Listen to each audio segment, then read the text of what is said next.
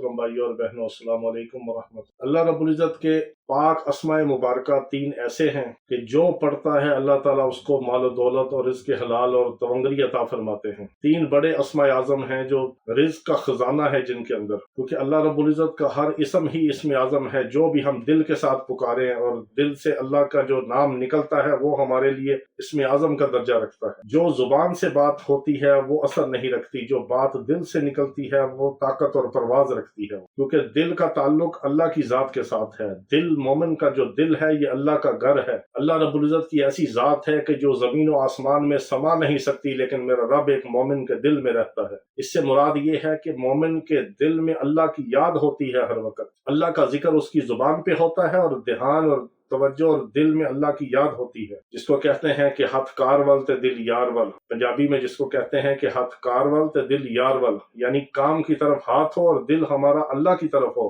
یار ہمارا اللہ ہے، ہمارے دل دماغ توجہ اللہ کی طرف ہو۔ جس طرح بعض لوگ نماز میں کھڑے ہوتے ہیں تو ان کا دھیان اپنے کام کی طرف ہوتا ہے، دکان کی طرف ہوتا ہے، اپنے معاملات کی طرف ہوتا ہے۔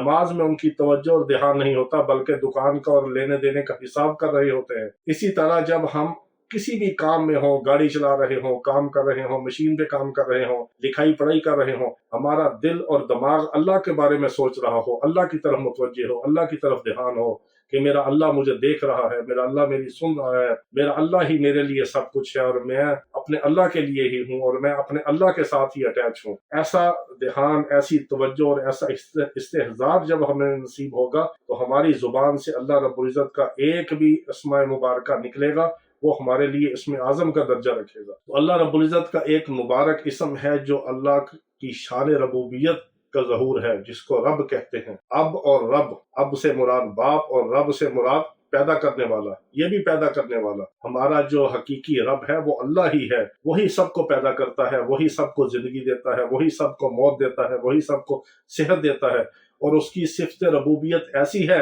کہ جو تمام عالمین کے لیے ہے، تمام مخلوقات کے لیے ہے، تمام حیوانات کے لیے ہے، تمام نباتات کے لیے ہے، تمام جمادات کے لیے ہے، اور تمام درندے چرندے پرند سب کے لیے اس کی صفت ربوبیت ہے۔ سب کو وہ رزق دیتا ہے، سب کو وہ پالتا ہے، جو اس کو مانتا ہے اس کو بھی دیتا ہے، جو نہیں مانتا اس کو بھی دیتا ہے۔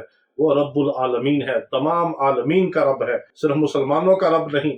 اللہ کی جو صفت ربوبیت ہے وہ ہر خاص و عام کے لیے ہے، ہر کافر اور مومن کے لیے ہے، ہر نافرمان اور فرما بردار کے لیے ہے، کیونکہ اللہ رب العزت رب العالمین ہے، تمام عالمین کا رب ہے، صرف مومنوں کا رب نہیں، مسلموں کا رب نہیں، صرف نبیوں اور صدیقین شہداء صالحین کا رب نہیں، تمام مخلوقات کا رب ہے۔ جو سمندر کی مخلوقات ہے اس کا بھی رب ہے، جو فضاؤں کے اندر مخلوقات ہے اس کا بھی رب ہے، جو دریاؤں کے اندر مخلوقات ہے اس کا بھی رب ہے، جو زمین کی سات تہہ کے اندر مخلوقات ہے اس کا بھی رب ہے، جو دوسرے سیاروں میں ہے اس کا بھی رب ہے، جو دوسرے ستاروں میں ہے اس کا بھی رب ہے، جو دوسری کہکشاؤں میں ہے اس کا بھی رب ہے، جو دوسری گلیکسیوں میں ہے اس کا بھی رب ہے، جو اس کو مانتا ہے اس کا بھی رب ہے، جو نہیں مانتا اس کا بھی رب ہے۔ یہ اللہ کی صفت ربوبیت ہے۔ جب انسان اللہ کو رب کہہ کے پکارتا ہے تو اللہ محبت سے اپنے بندے کو کہتا ہے لبیک یا عبدی، اے میرے بندے بتا تو کیا چاہتا ہے۔ اور شیطان نے جو اللہ سے دعا کیا اور اللہ نے اس کی دعا کو قبول کیا، اس بدبخت نے بھی اللہ کو رب کہہ کے پکارا تو اللہ نے اس کی دعا کو قبول کیا، اور اس کو قیامت تک کے لیے مہلت دے دی، ٹائم دے دیا، بندوں کے پیچھے لگا دیا۔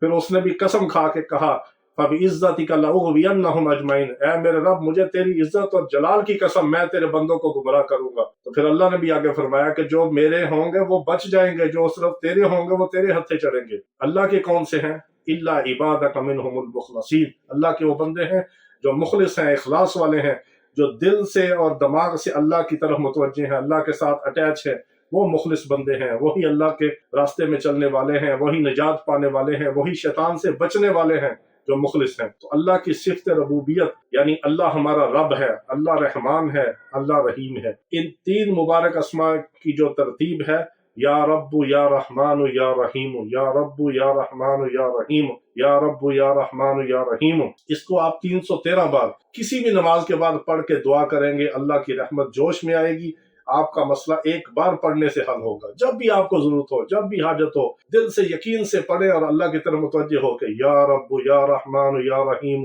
یا رب یا رحمان یا رحیم 313 بار پڑھیں، اول آخر دروشی پڑھیں 3 بار اور دعا کریں، فوراً قبول ہوگی۔ یہ فوری مدد اتارنے والے آسمان سے یہ 3 مبارک اسماء مبارکہ ہیں۔ اللہ رب العزت ہمیں اپنی ذات کا تعلق، اپنا تعارف، اپنی محبت، اپنی اطاعت نصیب فرمائے۔ وآخر دعوانا الحمدللہ رب العالمین۔